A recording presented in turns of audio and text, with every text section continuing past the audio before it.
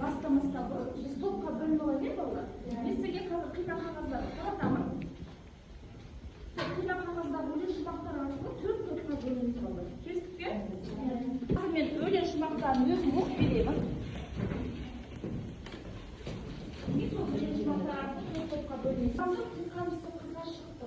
Көлі жоқ, көңілдің шашты мекін. Көңілің көгерді десе, қол қалыпты. Қай оқушыларға кездеседі бұл шумақтары? Сіздер адал тобы боласыздар, келіңіздер.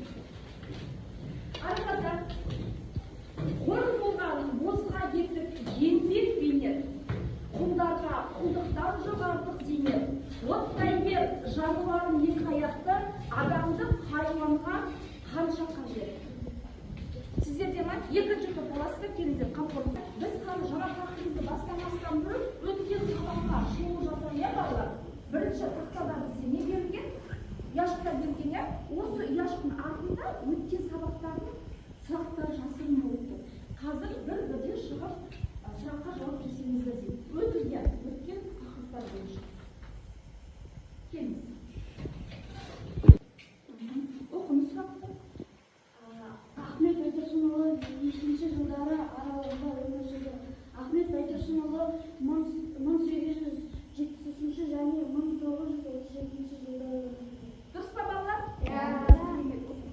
Келесі.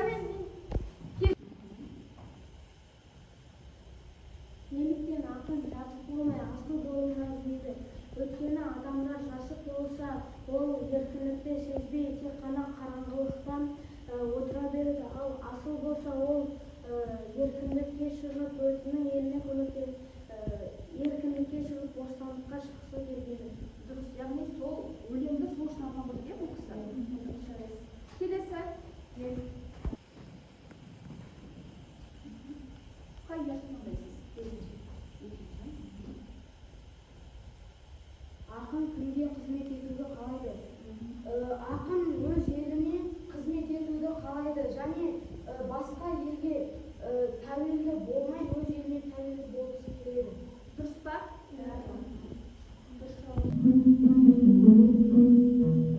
Адамдар диқаншысы қырға шықтым.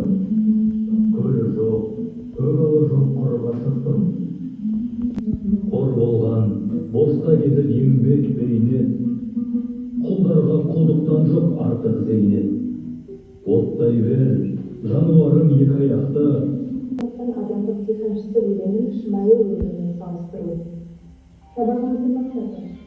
Көркем шығармалардан шағын көлемді үзінділерді мәнерлеп оқып жасайды. Өлеңі жасайды, мәнерлеп өмірмен салыстыру. Ал балалар бүгінгі сабаққа сіздерге сәт береді. Иә? Ал сабақтың ішінде қимағанды бетіне түсіресіздер. Осы өлең шумақтар ішінен әдемі қосырсасыздар, және де ішінен негізгі ойды анықтайтын тірек сөздерді табасыздар. Тапсырма түсінікті ме балалар? Бастаймыз.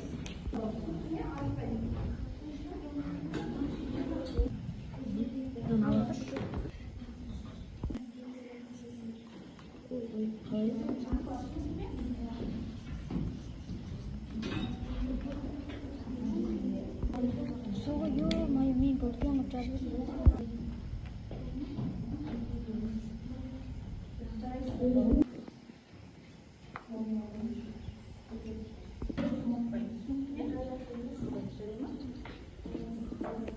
көңілін көгертуге қолқалықтың болма күндегі тәсілді адамдық диқаншылықты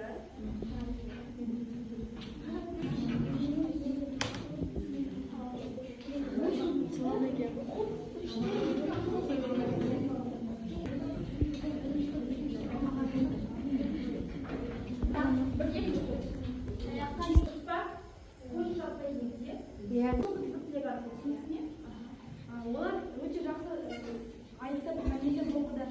Мен енді оларға тек тәттілік тілеймін. Келісеміз бе? Келісеміз, өте жақсы. Жақсы жұмыстар жасады, олар жұмысты жақсы жасап және жақсы безендіріп тірек сөздерді тапты, бірақ бір тірек сөз дұрыс болған жоқ, және олар өлеңнің үзіндісін жатқа айтпай қарап айтты. Иә.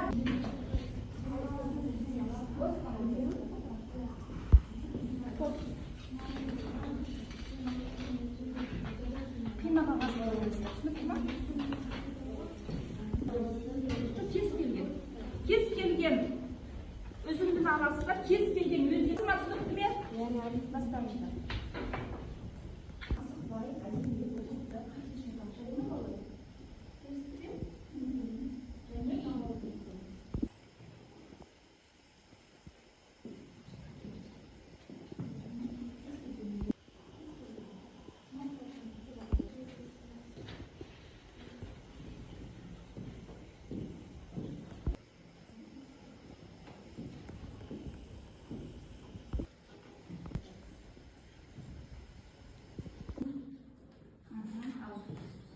Жоқ, бұлалы жоқ, қырға шықтым.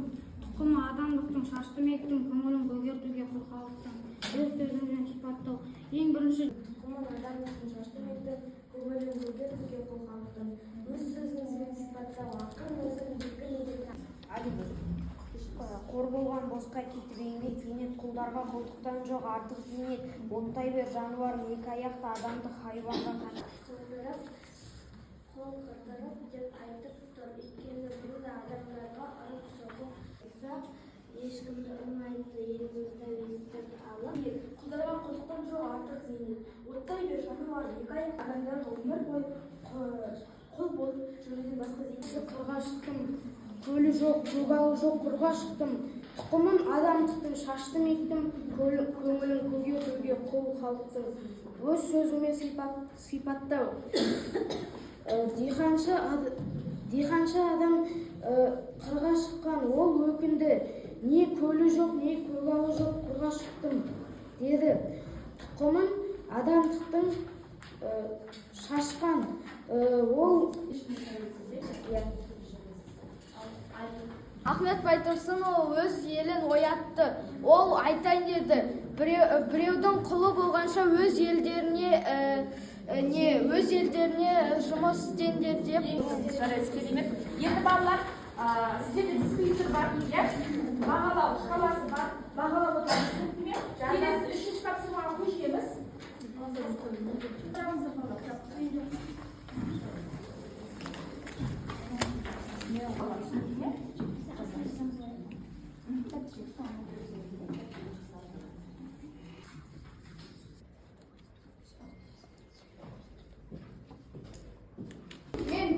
Мына жерде орныңызға тұрып сөйлесеңізші. Қырға шықтым. Адамдық Дұрыс па, балалар? Тексереріз. Дұрыс па? Келесі. Дастан. Көгалы жоқ. Көлі жоқ. Тиісті. Қалай? Көлі жоқ, қырға шықтым. Көлі жоқ, көгалы жоқ, қырға шықтым. Дұрыс. Жарайсыз. Али. Келесі. Тұқымын адамдықтың, шаштым ектім. Дұрыс па? Барлықтарыңызға дұрыс па? Кесер болыңыздар. Келесі. Мадина. Көңілін көгертуге құл халықтың. Дұрыс па? Дұрыс. Тексеріп отырмыз ба, балалар? Келесі. Аяру. Балтабай.